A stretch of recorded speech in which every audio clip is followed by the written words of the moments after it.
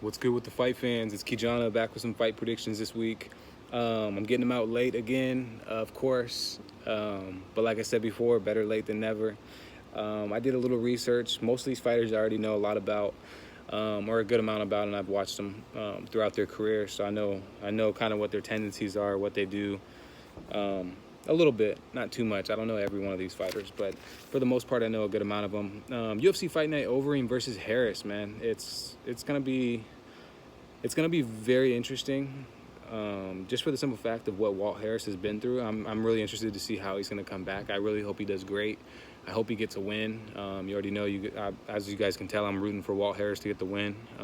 Not just because what happened to his daughter, but just because I'm a fan of Walt Harris. I'm also a fan of Overeem too. I just feel like it's been his time to retire for a while now, and he's kind of riding the wave out a little bit longer than he should. But anyways, I'm going to go straight into the prelims. First fight, Rodrigo Nascimento Ferreira versus Donatel Mays. This is a classic grappler versus striker matchup. So I'm going to probably roll with the submission specialist, the grappler, Rodrigo Nascimento. He's also making his debut. Donatel Mays lost his last fight, actually his debut fight versus Cyril Gane by, I think it was by, I want to say an arm bar or maybe an arm triangle choke. I can't really remember what he lost by, but I know he lost by a submission. And he tends to gas out. We've seen it in the Contender Series. He gassed out pretty quickly in the Contender Series and lost to Alan Crowder. Crowder just basically pieced him up because he didn't have a good gas tank. This guy's 6'6". He's fighting a guy that's 6'3" or 6'4". So of course he's gonna have the reach advantage. I think he has an 82-inch or 80-inch reach wingspan. So yeah, man, I'm gonna roll with Rodrigo on that one. I'm not gonna talk too much about that. It really could go either way. I mean, if he can keep it standing and he's worked on his cardio and he has a good enough gas tank to last 3 rounds, if it goes the distance, then I could see Donatel Mays winning. But I'm rolling with Rodrigo all the way, man. I think he can get the job done.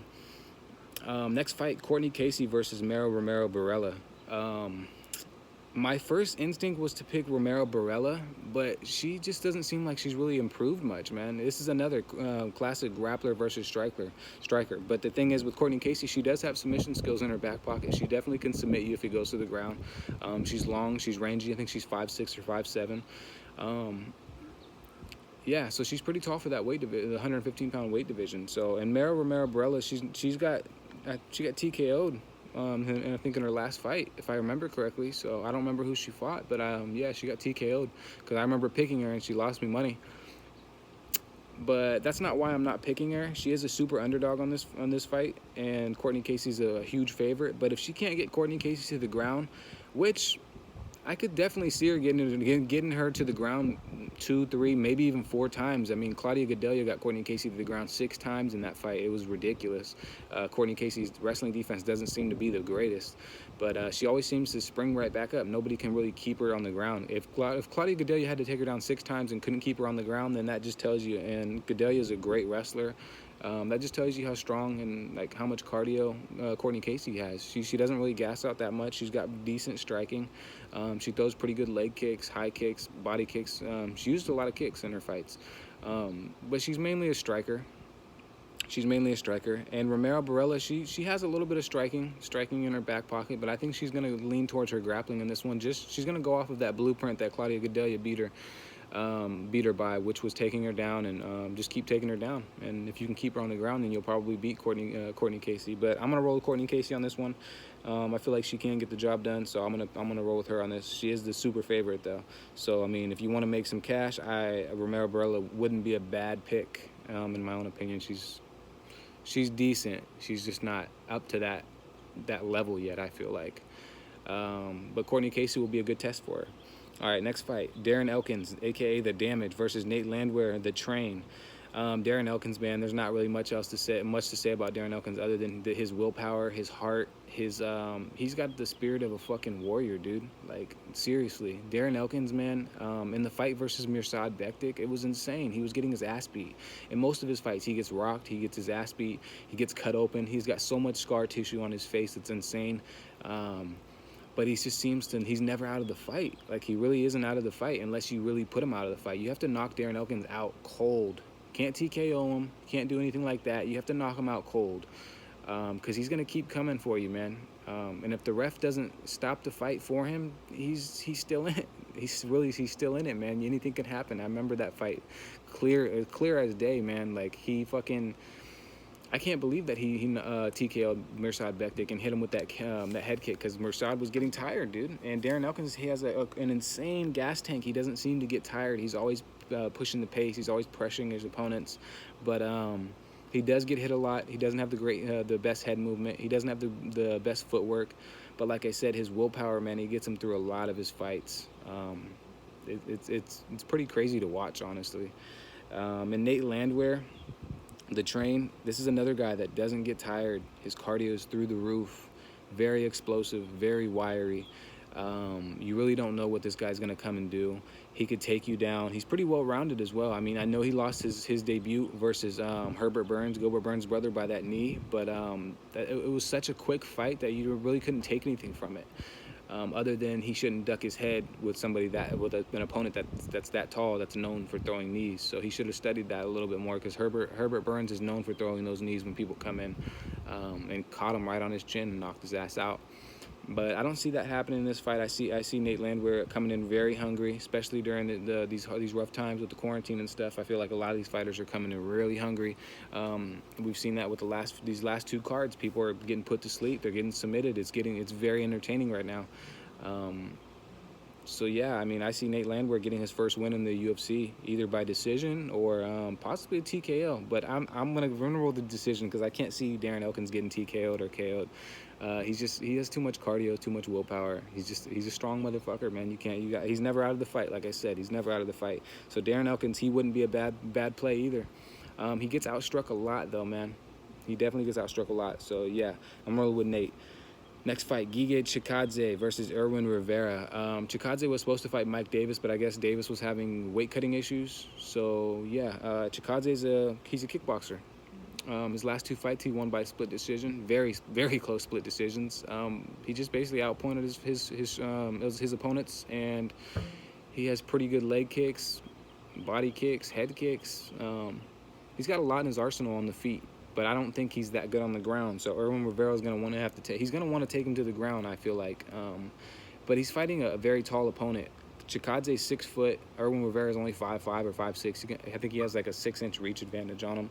So I'm rolling with Giga. This other guy's coming in on a 2-day notice. I'm definitely rolling with Giga. I was going to be picking Mike Davis on that one. Giga was a huge underdog, but I was going to pick Mike Davis because it seems like Giga always comes to those split decisions, and we can't come to a split decision with Mike Davis. Davis is a knockout artist, great striker, very strategic. He trains at a Tiger Muay Thai.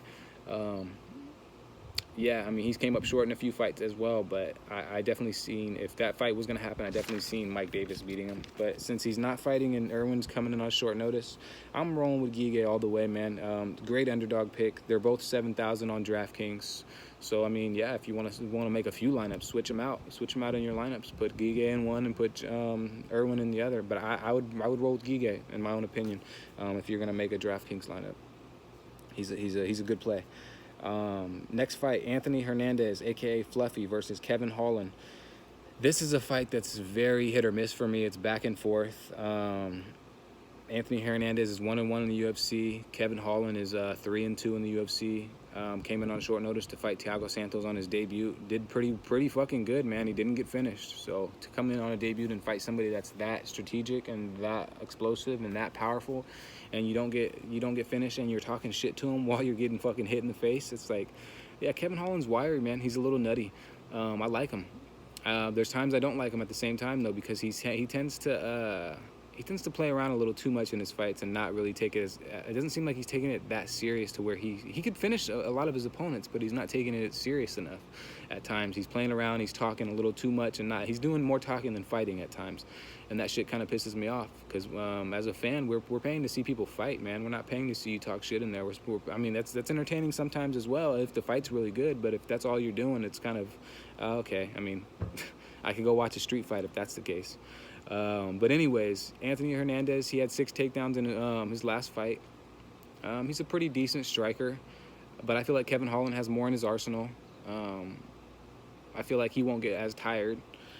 So yeah, I'm gonna roll with Kevin Holland on that one. A lot of people probably are picking Anthony Hernandez. They're pretty close. It's a hit or miss, man. It depends on where the fight goes, honestly. Kevin Holland's pretty well-rounded. I think he's more well-rounded than Anthony Hernandez, but Anthony Hernandez has pretty good takedowns, pretty good takedown defense, good transitions, and his striking's actually looking better as well. So I mean, he has knockout power. He can knock you out at any moment. I don't see him knocking out Kevin Holland though. I just don't.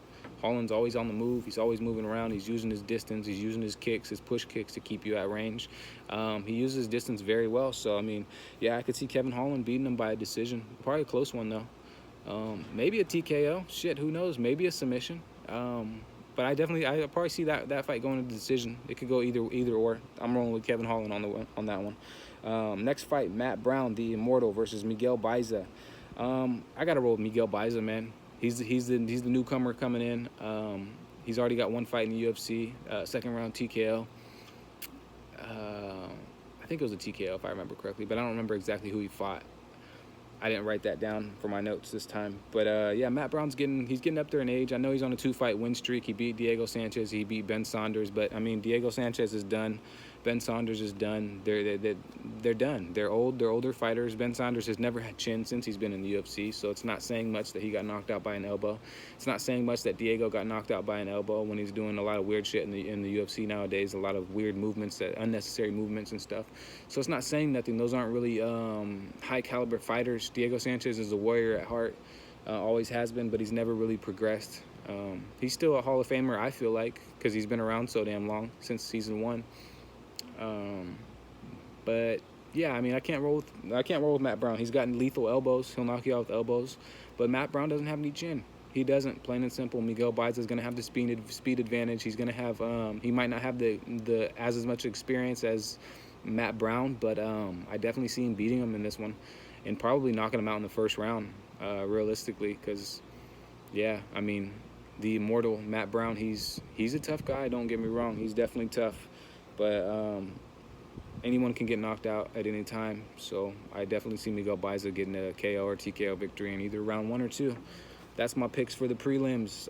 Main card, Song Yadong versus Marlon Vera. This is one fight that I'm really looking forward to. It almost got canceled because they were having Song was having visa issues getting over here. So I'm really glad that fight wasn't canceled. That's one of the main ones I'm looking forward to. I would say that one, the Darren Elkins one, Alistair Overeem, and the Dan Ige and Edson Barbosa. Those are probably my top 4 out of all of these fights that I'm really looking forward to watching. But yeah, Song Yadong ranked 14, Marlon Vera, aka Cheeto, ranked 15. I like how they're doing that matchup, ranked 14 versus 15. It's very old school. They're not jumping up ranks or nothing. They're doing it the old school way, man. They're fucking fighting 15 to 14 to 13 to 12. I like that shit. Great matchup. Song Yadong's a polished striker, man. He's got 1 draw in the UFC and I think 5 wins. Marlon Vera, man, fuck, dude, what can I say? This guy's on like a 5-fight win streak, I think. All fucking, all knockouts, TKOs, and all subs. I think it went like TKO, sub, TKO, back to back, man. And he's fighting like high-level competition. He's not fighting bums. Marlon Vera's not fighting any bums. Not recently, at least. So, yeah, I mean, I'm rolling with Marlon Vera. He's a huge underdog. I can see Song Yadong TKOing him, knocking him out. I don't think Marlon's been finished in the UFC. He hasn't, not that I can recall. He's lost some decisions. Song Yadong, he's pretty much undefeated in the UFC still. So, I mean, he had a draw. But, I mean, that's about it. They both hit hard. Marlon Vera's going to want to keep it at range. He likes to get close sometimes and throw elbows. He throws knees. Throws very lethal leg kicks, dude. He'll chop your fucking legs down. I can see him chopping Song's legs down. But Song is such a polished striker and defensive at the same time that I can see him catching Marlon Vera's kicks pretty easy, honestly. If they're not quick enough, I can see him catching his kicks, taking them down. Because Song's pretty well-rounded. People think that he doesn't really have much of a ground game, but he does. He has a pretty decent ground game as well.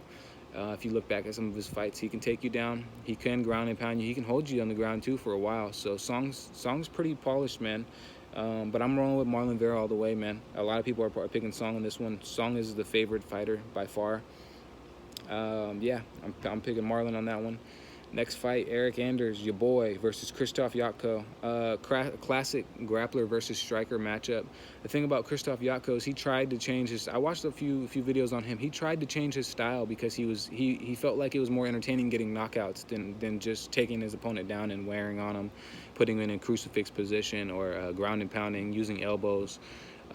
Getting a submission. He felt like getting knockouts was more entertaining and it would get him a bigger fan base, basically. And he's probably right. It is more entertaining. People like to see people get their heads split open. They like to see knockouts. But he went back to his old style of training. He went back to his old style of fighting. Jotko, he's a grappler. He wants to take you down. And he will take you down. He's got pretty decent cardio for the division. I could see him taking Eric Anders down. Eric Anders got pretty good defensive grappling as well, though, and defensive good wrestling defense in general, and he's got pretty good striking. The only fight where it just looked like he couldn't do anything was him versus Khalil Roundtree. Khalil Roundtree was fucking him up with his Muay Thai. It was I think he knocked him down 3 times, maybe 3-4 times. It was insane. He kept chopping his legs down, couldn't barely stand, fucking him up with body kicks. He was throwing everything that he could, the whole kitchen sink. But Krzysztof Jotko, he's not going to want to strike with Eric Anders. Eric Anders has knockout power. He used to play football at Alabama, but Eric Anders is going to come in hungry, man. He's an Alabama boy, just like Walt Harris. So I mean, if those dudes are real close in real life, I could see Eric Anders coming in with a different mindset, coming in to get a win, not only for himself but for his homie and for Walt Harris and his daughter and whatnot. So I could see Eric Anders coming in real strong on this fight, man, and maybe sleeping Jotko, but he tends to gas out at times as well, or getting a split decision win or decision win. But I'm rolling with Jotko on this one. Another weird pick for me. I usually don't pick Krzysztof. I'm not a fan of his style. I'm not a fan of him at all, really. But it's not who you're a fan of, it's who you think's going to win. And I think Jotko is a better grappler. I think if he strategically has a strategic plan and he can execute that plan in the fight later on today, I feel like Jotko can definitely out grapple Eric Anders. He has more fight experience and he has the better grappling. He could probably put him in a crucifix position and make it real uncomfortable and probably get a TKO stoppage because the ref's going to stop it. Eric Anders ain't going to be able to get up. If he can't get up, if he gets tired, then Jotko's for sure going to win. So yeah, I'm rolling with Jotko on that one. Next fight, Dan Ige, ranked 15 versus Edson Barbosa in a featherweight bout, man. I never thought that Edson Barbosa was going to go back down in weight because he looks so sucked up. He looks so skinny, so fragile. He can't lose any more weight, man. Like Edson Barbosa, there's no more weight to lose. He's literally like skin and bones and muscle. Like the dude's shredded, dude. He looks like a fucking CrossFitter or some shit. Better than a CrossFitter. Like it's kind of insane. I can't believe he went back down to featherweight. I don't feel like it's gonna do him any justice. I feel like Dan Ige has a lot of power in his hands. He's well-rounded. He got submission skills. He's got grappling. And if he uses the grappling against Edson Barbosa, which is known to be his weakness, that's Edson Barbosa's kryptonite. Whenever you grapple with him, we've seen it in numerous fights. When you grapple with Edson Barbosa, or you fight him in his own game, you pressure him to a point where he can't pressure you and get kicks off. Or maybe he is getting kicks off. He got kicks off versus Justin Gaethje, but Gaethje put so much pressure on him that it was impossible for Edson Barbosa to do anything because it wore on him. He got so tired. He gets tired in the second round every fight. Every fight he's in, he gets tired, even when he's the aggressor and he's winning. No matter what, he's getting tired. Edson Barbosa he's known to not have the best cardio, the best gas tank, because he sets a very high pace for himself. But yeah, if Dan Ige can pressure him somehow and get him to the ground and wear on him, he's definitely gonna beat him. Especially knowing that this weight cut, he didn't look healthy in the weigh-ins, man. He did not look healthy in the weigh-ins at all. It doesn't look like a good weight cut to me. I feel like he should have stayed at. He shouldn't have went back down to featherweight. It just wasn't smart, especially at his age. He's getting up there in age. But he is going to be, once he hydrates back up, he's going to be way bigger than Ige. I could see him out-pressuring Ige and really working the body, kicking him to death. I could see him kicking Ige to death, dude. But I'm rolling with Dan Ige, man. Another one of these weird picks for me. I'm rolling with Dan Ige to get the dub. He's the underdog. He's a pretty good play. So, yeah, I'm going to roll with Ige on this one. It's going to be very interesting. I could see Edson Barbosa. Edson Barbosa's on a losing streak, so I could see him coming and really bringing the heat for this fight. It's going to be a good one. Next fight, Claudia Gadelha versus Angela Hill, overtime. ranked 6. Claudia Gadelha is ranked 6. She's still up there in the top rankings. We all know what she's coming to do. She's a grappler.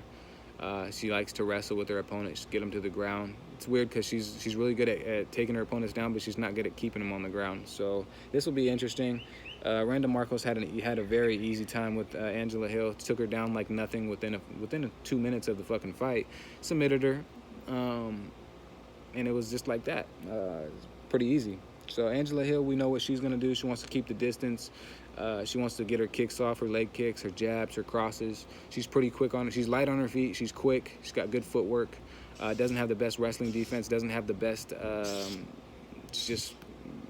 transitions, ground defense at all. Honestly, it doesn't seem like it does seem like she's improved. She's on a 3-fight win streak. Don't get it twisted. But it just doesn't seem like if somebody tests her on the ground, I don't feel like she's gonna have the skill set to really against Claudia Gadelha. I don't feel like she's gonna have the skill set to fight her off on the ground. I do feel like she's gonna have the cardio advantage over Gadelha because Gadelha gasses out usually in the 3rd round in most of her fights, not all of them.